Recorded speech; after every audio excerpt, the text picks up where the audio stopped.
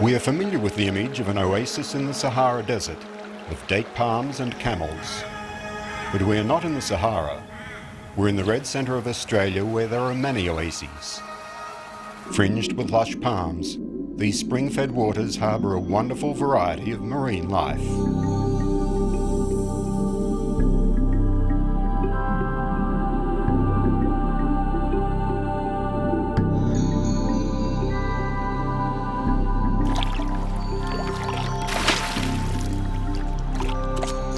In this relic of a wetter past, an echo of an ancient rainforest long since vanished, there's a wealth of animal life around the oasis.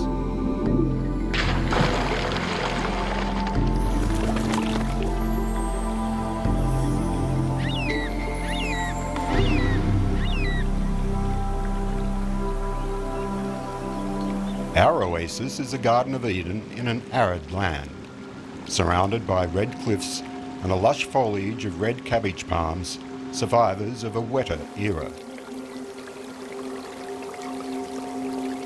It's a permanent waterhole, fed by an underground spring that may have lain beneath the desert for 1,000 years before bubbling up to give life to the oasis.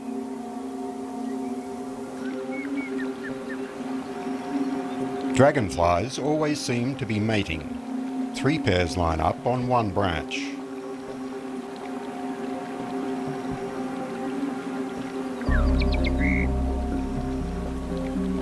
The blue-coloured male grips the female's head with his terminal abdominal claspers. There's competition for the best perch over the water to copulate. This infringement of privacy must be very annoying.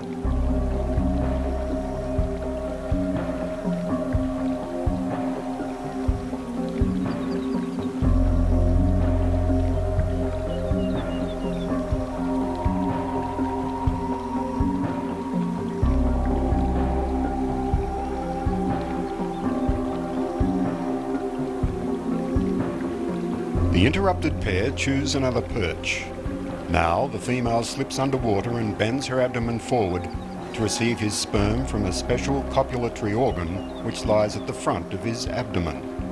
An annoying competitor forces him underwater too, while the female is laying her fertilized eggs. Either she is good at holding her breath, or she's drowning.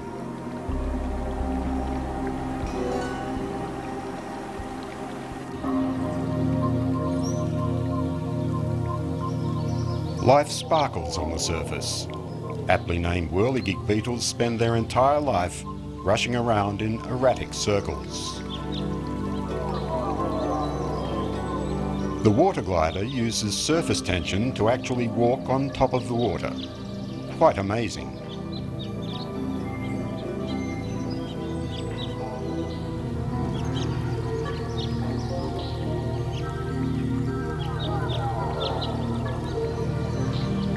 A hidden pond dweller beats its rhythm of life.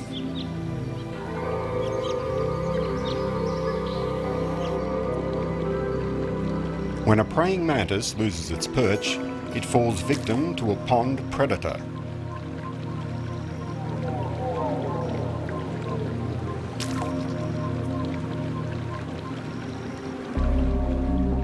Now this is a big tadpole. It metamorphoses into a prince of the lily pad.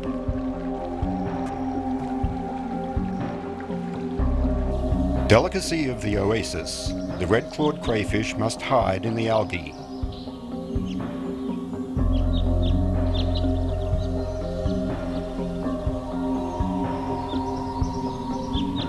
The olive python's forked tongue tastes the air for animal scents. It can smell one on the other side of the oasis pool. When it comes closer, heat-sensitive pits along the upper jaw detect the body heat of its prey.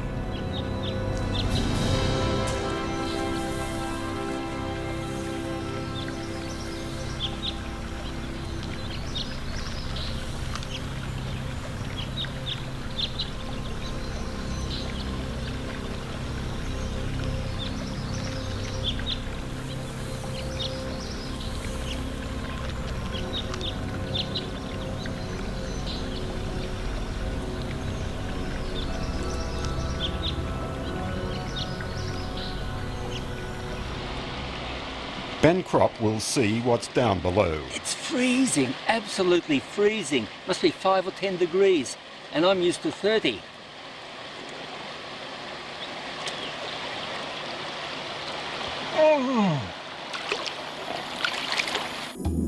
The mirror surface reflects the lush palms above. Only my shivering from the penetrating cold reminds me I'm down here in another world.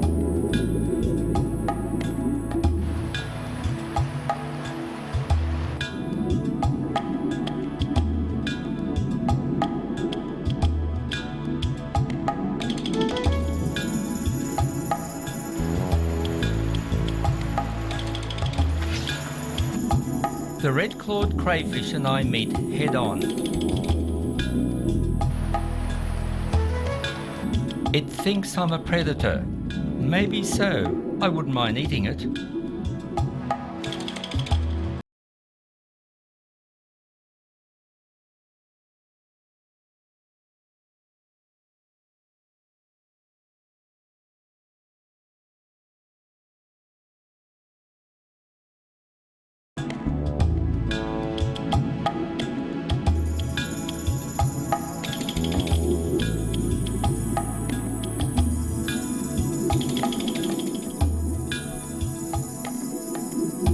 This artesian spring provides fish with a constant flow of water at the same temperature and chemistry. The most common fish I see is the rainbow fish, a natural predator of mosquito larvae. Its predators are the turtles and eels.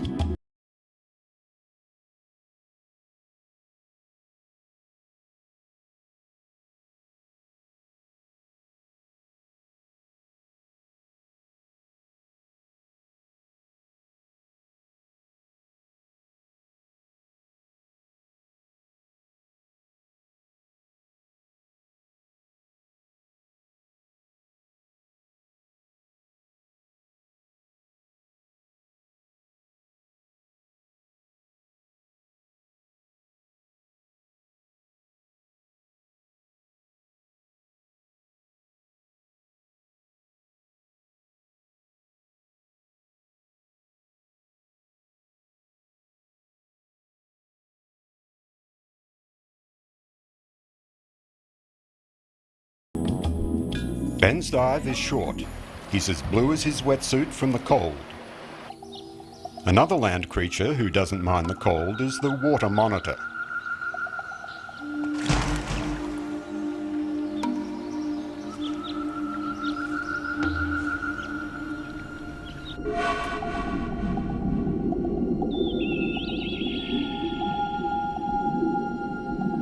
It's a large, semi-aquatic goanna, and when underwater, it will tuck its legs in and undulate its body and oar-shaped tail into a swimming motion. Its target is a rainbow fish.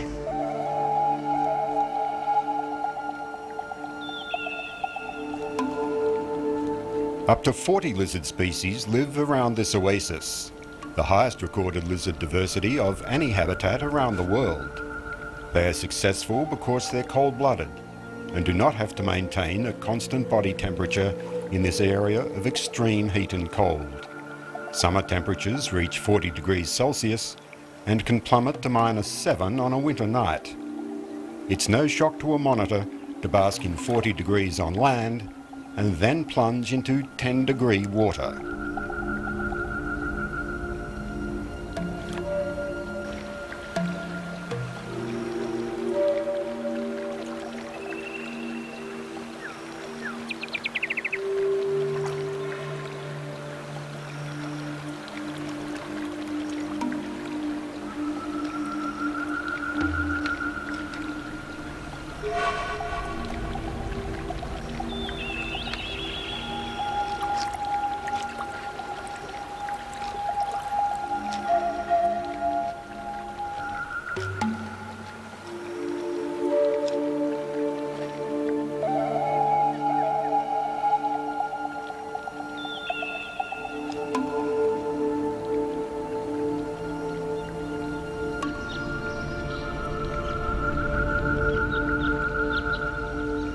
The water monitor reflects the two worlds of the oasis.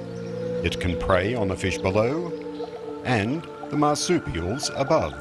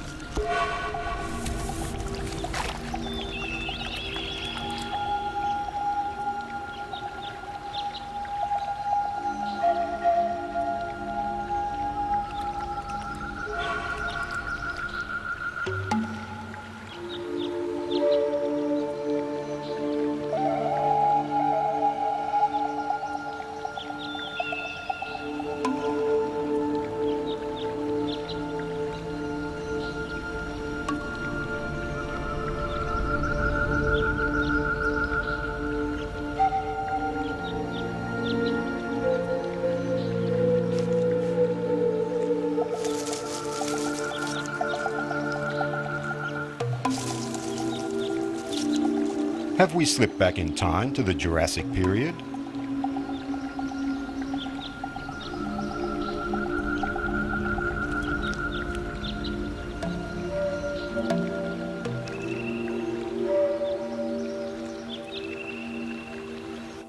The dawn mist rises as the winter nights grow colder.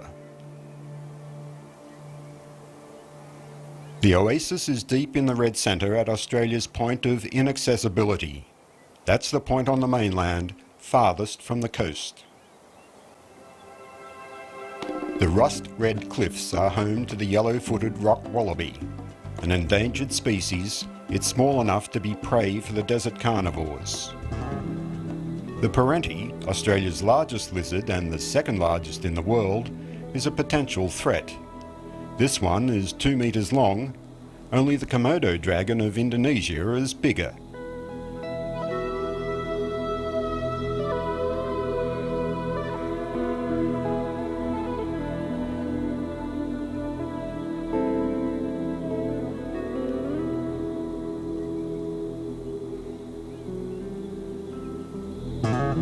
The flicking tongue is a sensor, tasting the air for a meal. It smells an easier prey, a rock rat cooling off in the Oasis pool.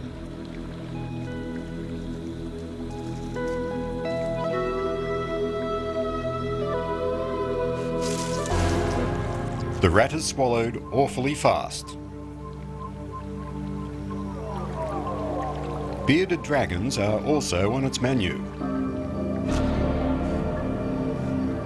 The lighter patches on the hexagonal-shaped blotches are where it's beginning to shed its skin.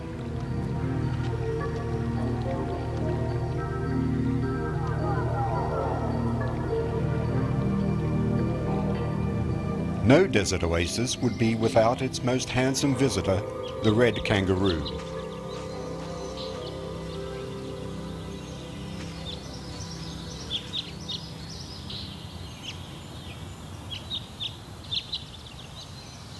Lord of the open plains, it never ranges far from shade and water.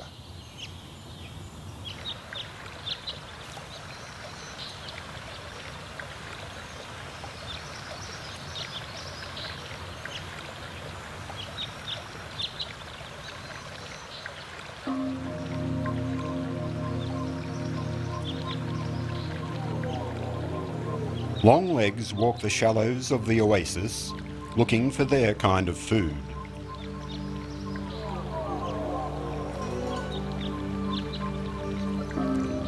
Web-footed ducks go bottom up and plummet down for their meal.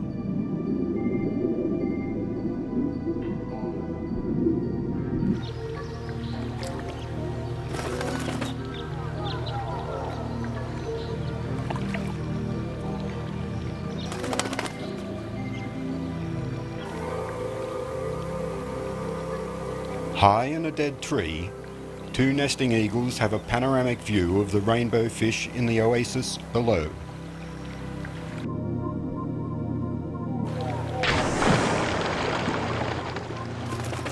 It misses and tries again.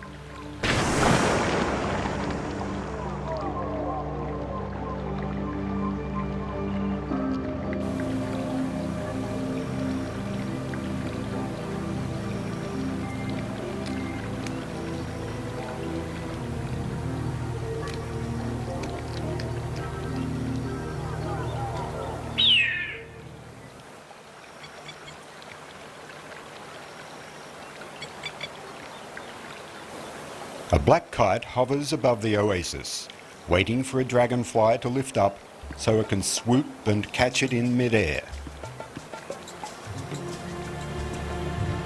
The wedge-tailed eagle is Australia's largest bird of prey with a wingspan more than 2 metres.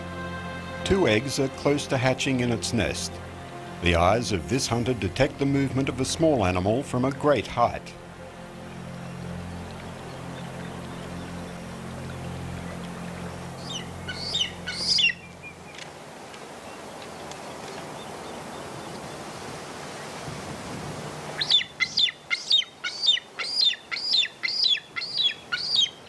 The oasis was once dominated by giant marsupials and ferocious carnivores of an ancient time.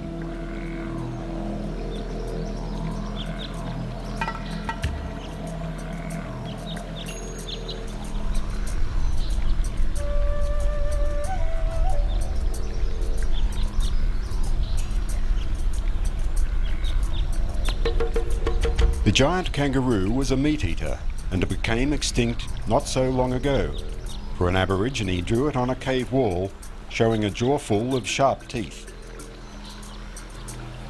The oasis waterhole was represented by a rock engraving of concentric circles. The oasis is a sort of Jurassic Park with meaning. Here one is confronted by the enormous shadow of Australia's ancient past, where nature offers visions of its truth. The Aborigines have been here for 22,000 years. The oasis supplied all of their primitive needs.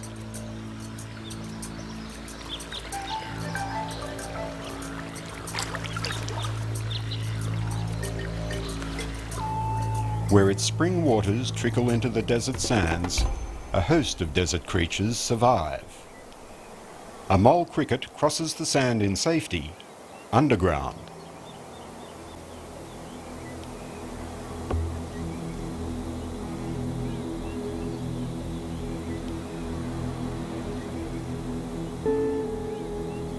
Bearded dragons are characterised by a broad triangular head and a flat body. The throat has a well-developed pouch or beard, sporting a border of long, spiny scales. A female attracts the amorous interests of 2 males, but 3's a crowd in this desert encounter.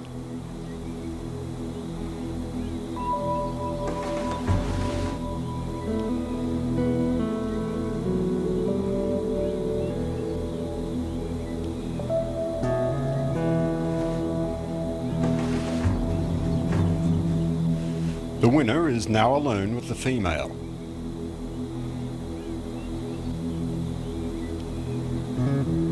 He raises his front paw in a pantomime gesture that means in lizard language, "I'm coming to get you."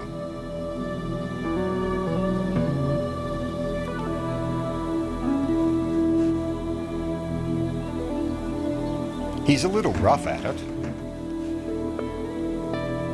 The tiger beetle is a voracious predator of field cockroaches.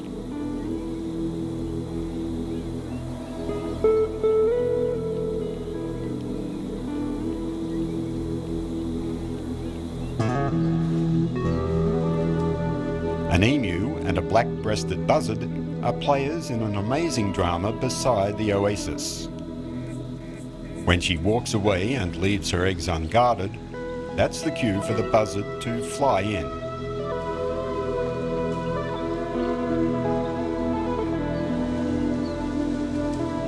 He's understandably cautious at first, for an angry emu mother could demolish him.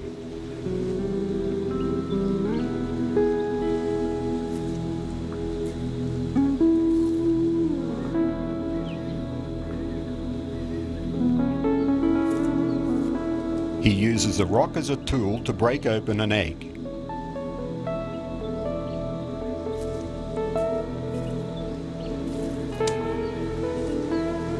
He hits his own foot. The close presence of the emu distracts him.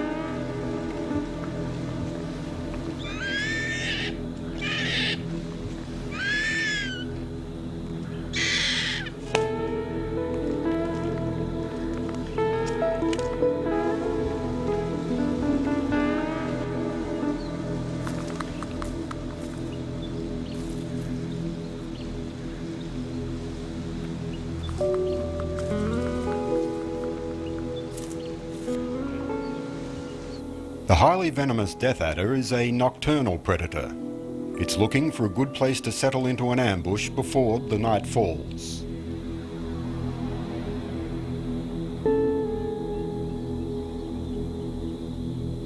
The largest of skinks, the blue-tongued lizard, feeds on field cockroaches.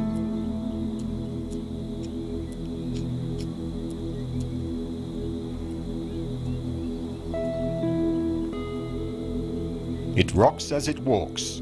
The thorny devil's horns are not sharp. It's only dangerous to the 1,000 ants it swallows in one meal.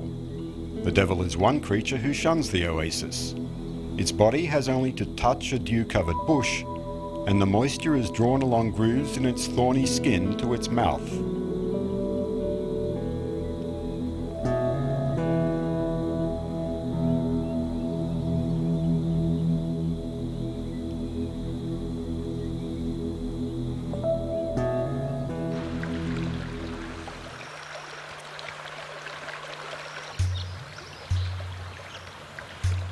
The splendour of sunset colours the oasis, and the nocturnal creatures stir.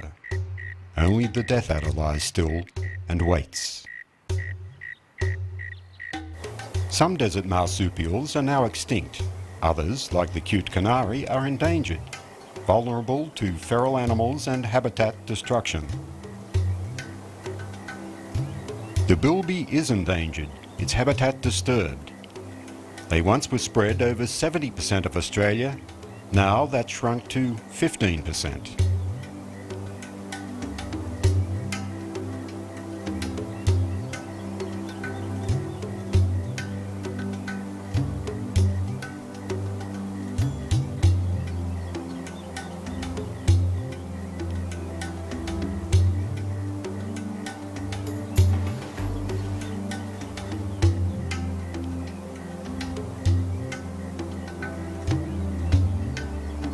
The extremely rare stick nest rat builds its nest, but not its future.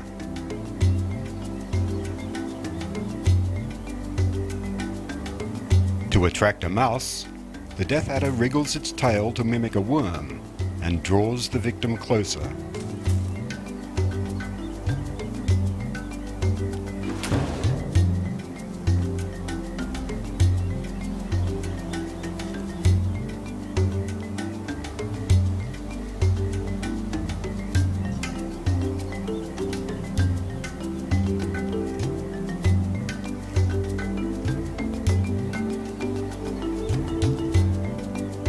The contractions of the body, called peristalsis, moves the victim down.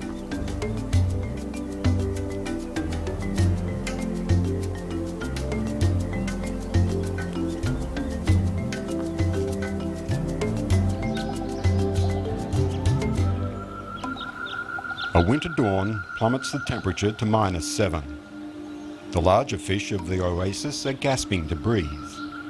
In a natural phenomenon, protozoan proliferates in the cold water and multiplies on the fish's gills. This reduces the efficiency of the fish to extract oxygen from the water, and slowly they suffocate.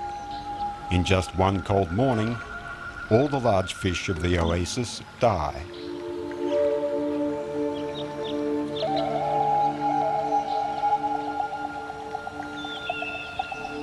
The cleanup is a job for the eagles.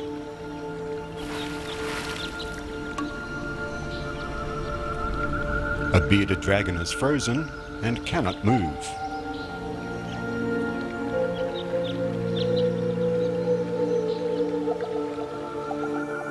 Even the parenti will not feed when the temperature is too cold.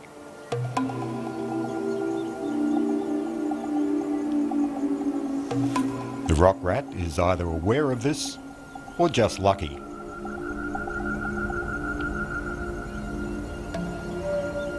A desert spadefoot toad burrows down and will remain insulated from the world above for many months until the rains come.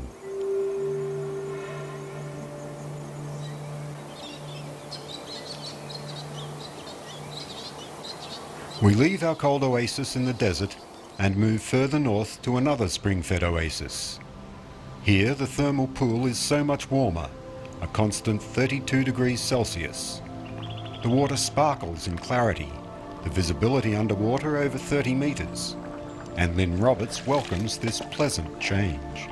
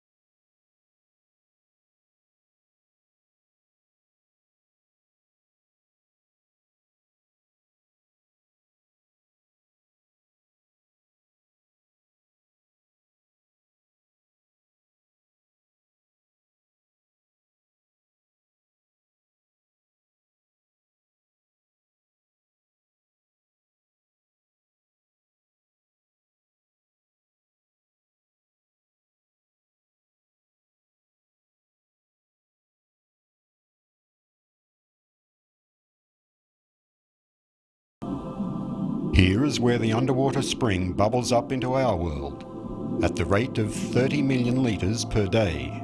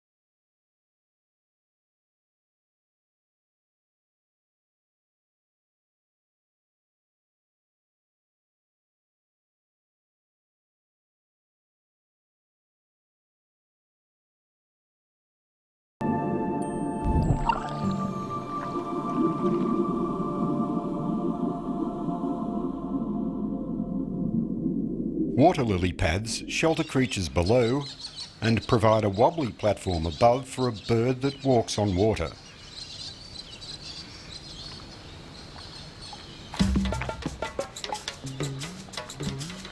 Long, stick-like feet give the comb-crested jacana a delicate balance. She is guarding her 3 eggs, laid in a most precarious position.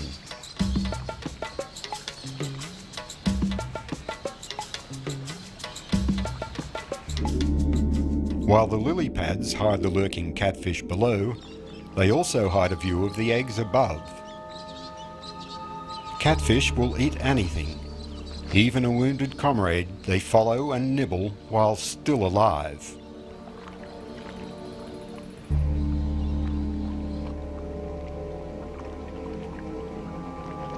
As the day draws to a close, the pool darkens and the palm trees are tinged with fire.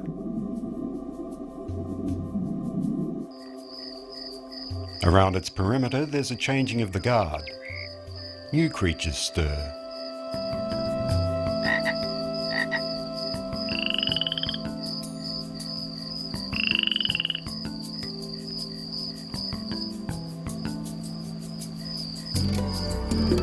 When the sugar glider runs out of food on this tree, it spreads wing-like membranes and glides to another tree. That sure saves a lot of climbing down and up.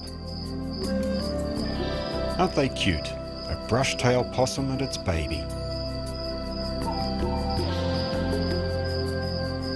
A tree kangaroo does a gymnast's feat on a limb to nibble at leaves.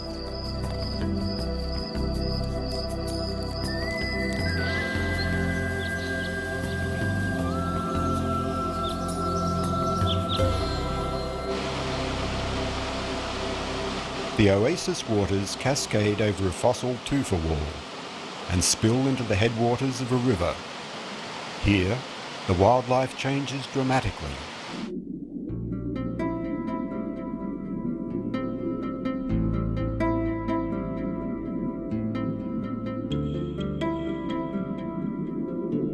It's eerie diving in these dark waters.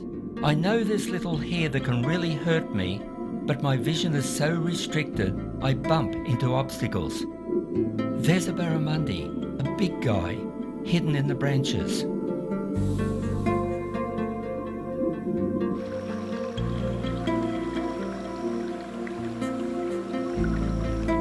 He's definitely after the frog.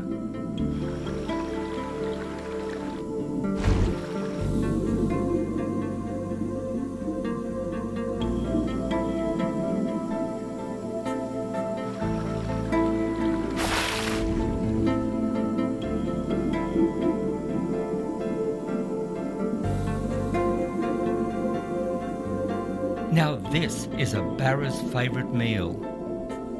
A giant cherubim prawn.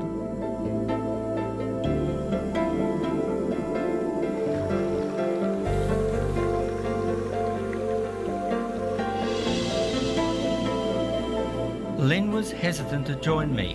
She feels better protected in a wetsuit. The fish life are typical river species, like the sooty grunter.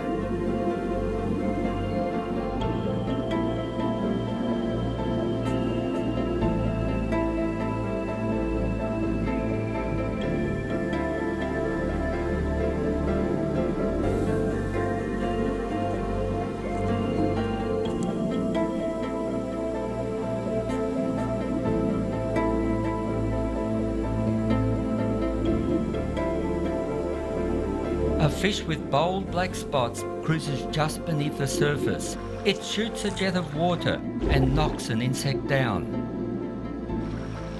The archerfish can shoot the jet of water by a sudden contraction of its gills, which forces the water through a tube formed by the tongue and a groove in the mouth. The accuracy of its aim is remarkable, for the archerfish must allow for the angle of refraction where the water meets the air.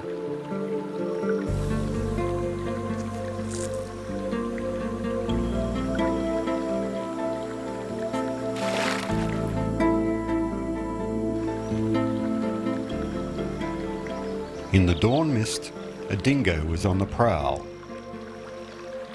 It's brought down a wallaby.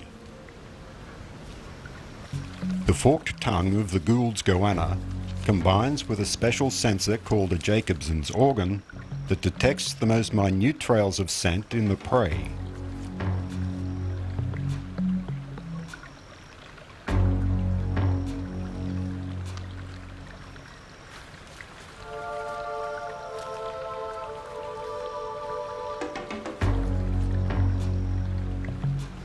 A large frill lays folded around the neck of the frill-necked lizard. It's only raised when alarmed.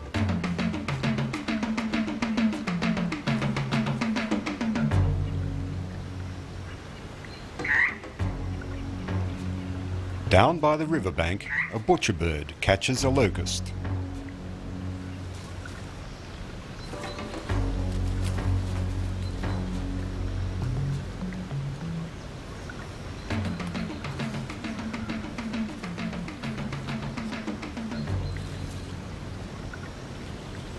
The jacana eggs have now hatched, and 3 little babies scamper across the lily pads in the oasis.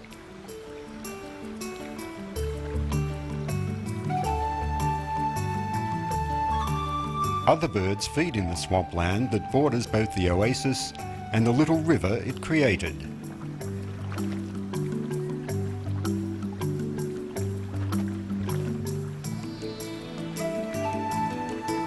A male heron is over-enthusiastic in its courting display.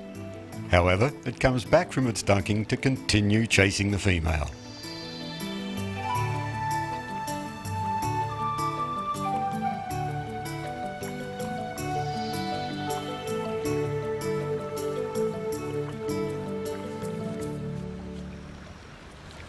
A male brolga does all the digging, and when he uncovers a worm, his partner kindly takes it from him.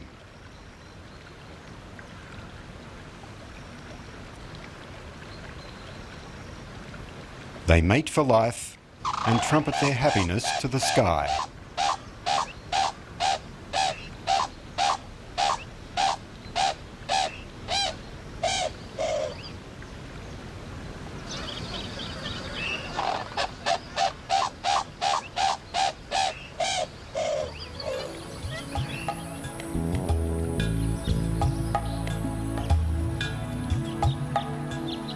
Darters are divers and need to hang out their wings to dry.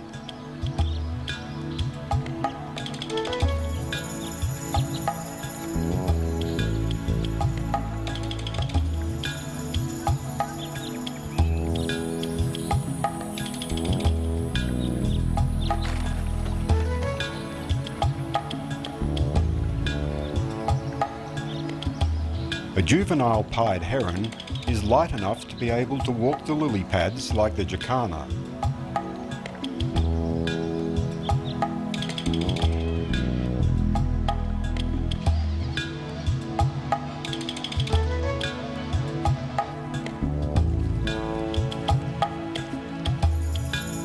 The oasis and its swampy surroundings is a prolific feeding and breeding ground.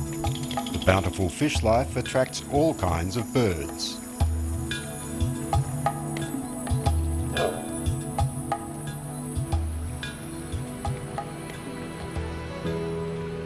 In the morning calm, there's not a breath of wind to ruffle the surface and spoil the mirror image of a tranquil pool.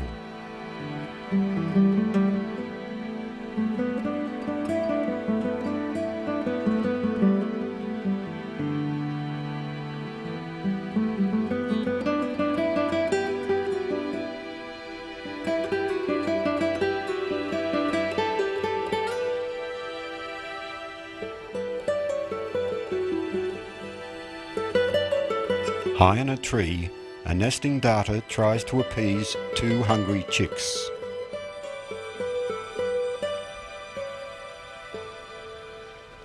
She must dive for their supper.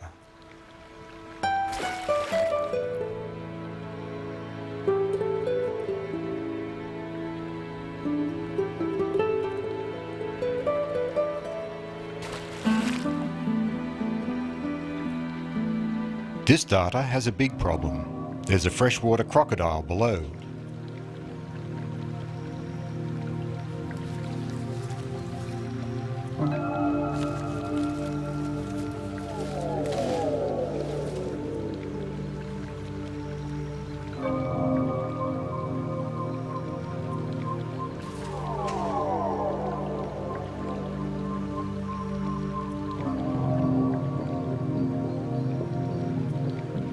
The crocodile seems more interested in lapping up the sun than having data for dinner.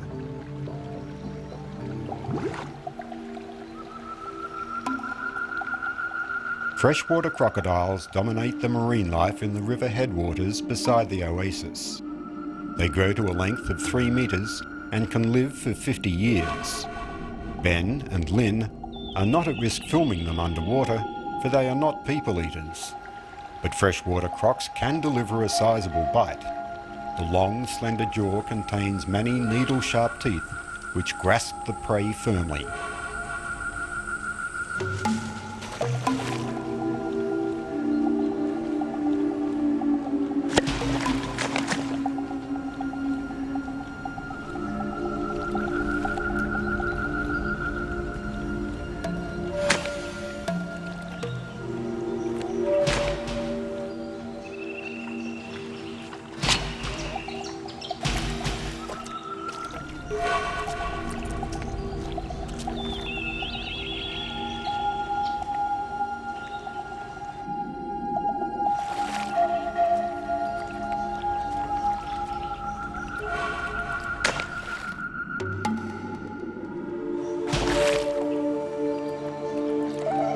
It's now September, and as the waters darken and the light fades, a primal instinct draws the female croc to the riverbank.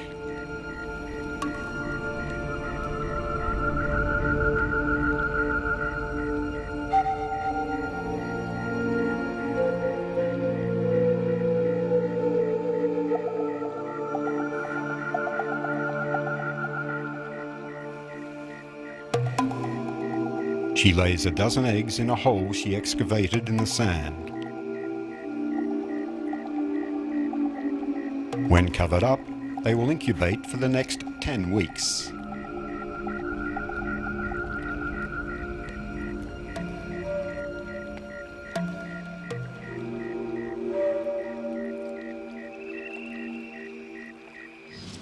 Only 30% of the eggs will make it to the hatching stage.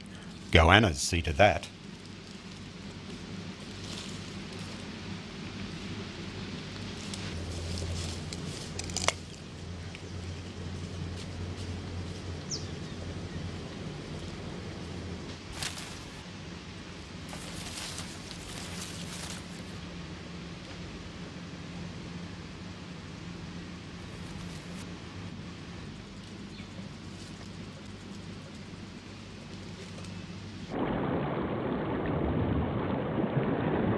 A wall of rocks and rapids makes the headwaters inaccessible to the marine creatures that live downstream.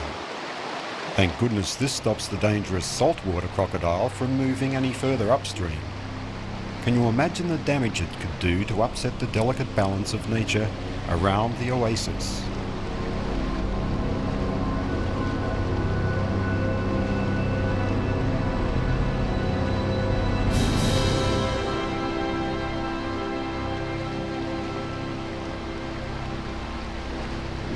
File snakes also live here.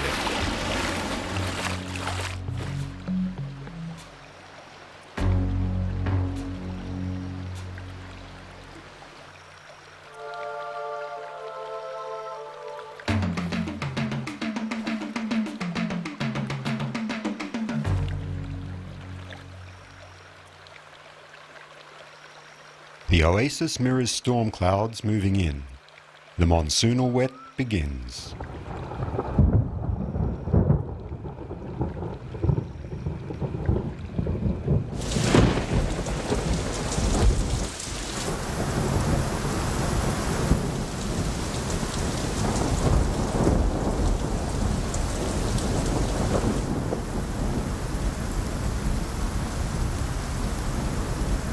Only 2 of the jacana chicks have survived.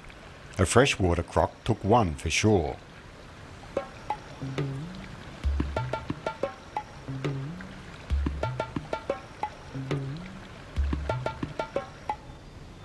The dingo has a new litter.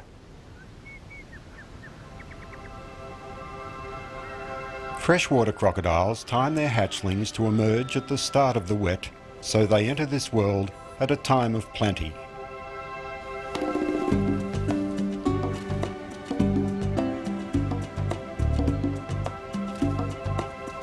Those buried deeper down instinctively struggle upwards.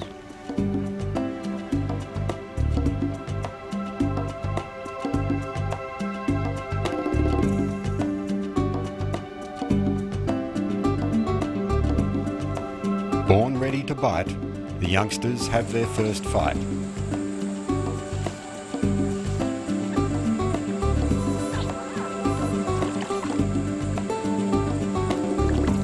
Instinct quickly teaches them to swim.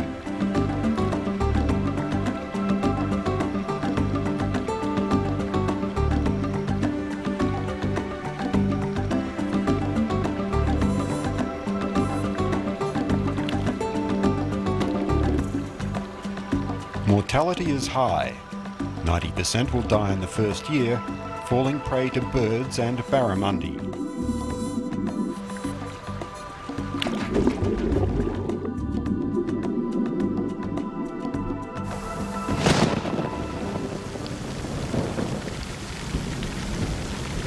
The monsoon rains are heavy now, and floodwaters rise and spread.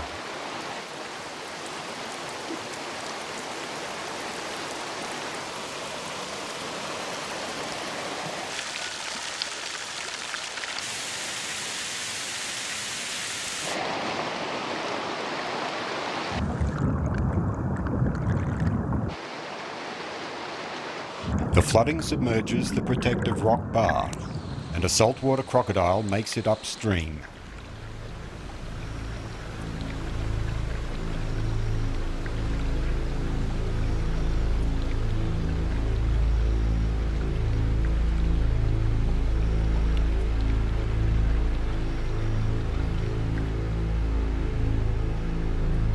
The animal population remain unaware of the impending danger. They've lived a life without stress from big predators.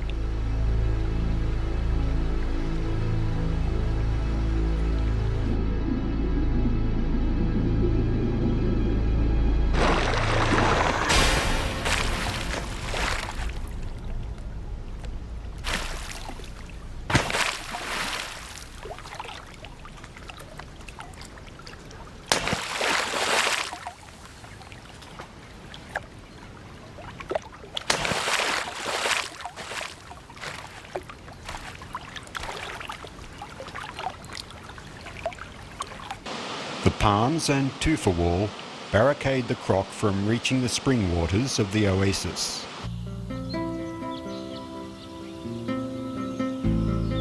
In the desert oasis, the monsoon rains are a trickle at first.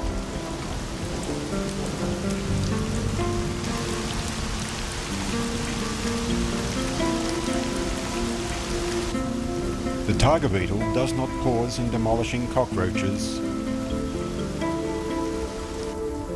and a painted dragon opens its mouth to catch the sweet rain.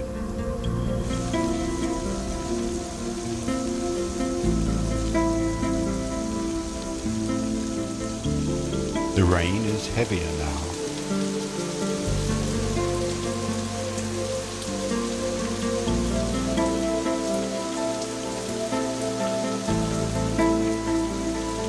It seeps down into the red earth and awakens a dormant body that has slept for 6 months.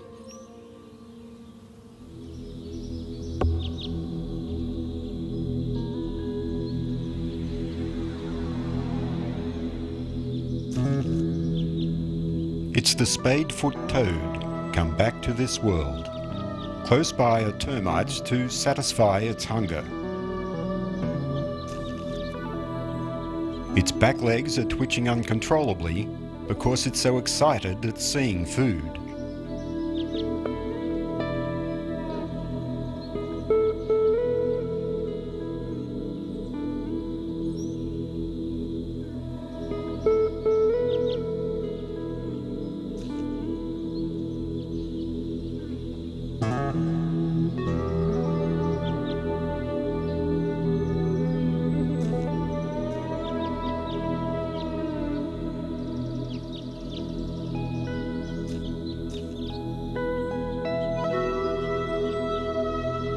Flooding in the desert creates a dramatic change. The oasis waters turn blood red.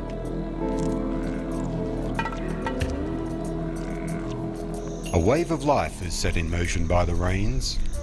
A wormer python waits beside an egg that hatches.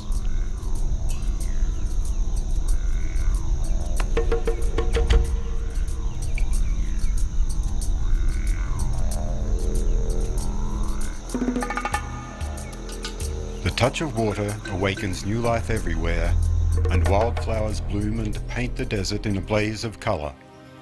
The rain seeps deep below the desert and adds to the reserve that eternally bubbles up and gives life and lushness to all the wonderful inhabitants of the Oasis.